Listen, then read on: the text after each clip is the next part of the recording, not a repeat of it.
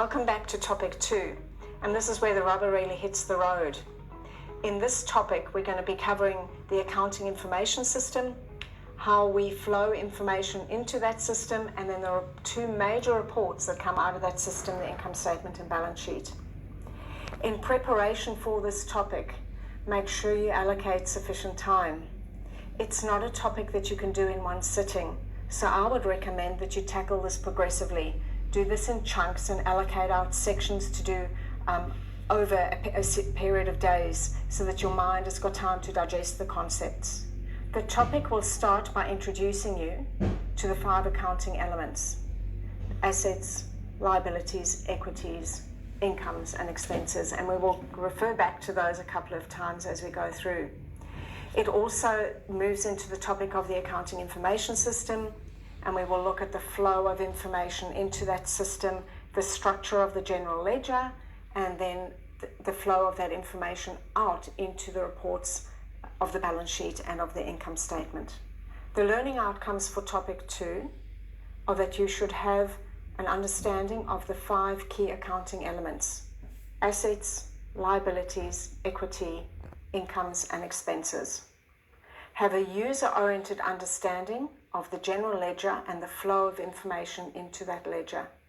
Have an awareness of the role that you play in generating information into the financial information system, and understand the content and the formats of the income statement and the balance sheet. This topic looks at transactions in the 5 accounting elements. These elements are important because they help shape the structure by which we file information in our accounting system. The 5 elements that we look at are assets, liabilities, equity, incomes and expenses, and we'll explore what each of those mean. The reason that we have elements is that they provide a way for us of distinguishing different type of business transactions and different impacts that they may have on the organization.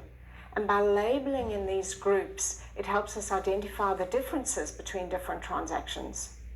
They provide a tier or a coding system or a categorization system for us. A point to note is that these elements that we use to categorize our information apply to all organizations, whether they're running manual accounting, whether they've got very extensive and complex ERP financial systems, or whether they're running a small set of financial accounts on QuickBooks or MyOb or Xero. So it's a structure that applies essentially across the globe. It is dictated by the Australian Accounting Standards Board and by the other accounting bodies across the world. So that creates a filing system that's commonly understood and creates a pattern of recognition for us. So if I look at financial statements in another country, I know the basic format and the meaning behind those categories of the 5 elements. Let's turn our attention to the elements. The first one we will look at, or we'll look at the first 2, and those 2 relate to spending. So with spending, this is a flow of money out, or a flow of value out of the organization, and we group 2 types of spend. The first type of spend creates what we call an asset. This is something that we've got, something that brings us future benefit. And if we look at the definition of that, we'll find that definition in the conceptual framework of the AASBs that you were referred to in earlier topics. So assets, things that bring us future benefit, a resource over which we have control. The second type of spending are expenses. Expenses, when we incur that type of spend, there's nothing left over. So in fact, we've used up a resource, and essentially the value of the organization has gone down for a good reason, because we incur expenses in order to generate revenue and to grow and to bring in income. So, but we categorize those 2 differently. So that gives us the first element, our assets, and the second element of expenses, both arising from expenditure. You might be familiar with the terms OPEX and CAPEX. So CAPEX is spend that creates asset, and OPEX is spend that generates expenses. So we group those into the 2. We can then look at flow of value or flow of funds into the organization, and that gives rise to 3 other categories. The first one is our income, Sometimes that's referred to as revenue. So for the purposes of this unit, you could really regard the two as interchangeable, the incomes and the revenues. This is money that flows into the organization because you've performed the services or provided the goods that you do as your normal operations. So it's an operationally driven, we've provided a service to our customer or provided them with a good, and inflow of money comes in. We call that inflow the income element or the revenue element. Two other ways. First one is equity. This is a flow of money that's come in from shareholders or owners.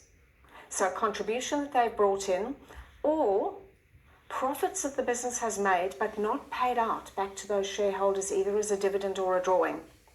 So that's our element of equity. And then our final element relates to money that flows in but that we're going to have to repay. And that's our liability element.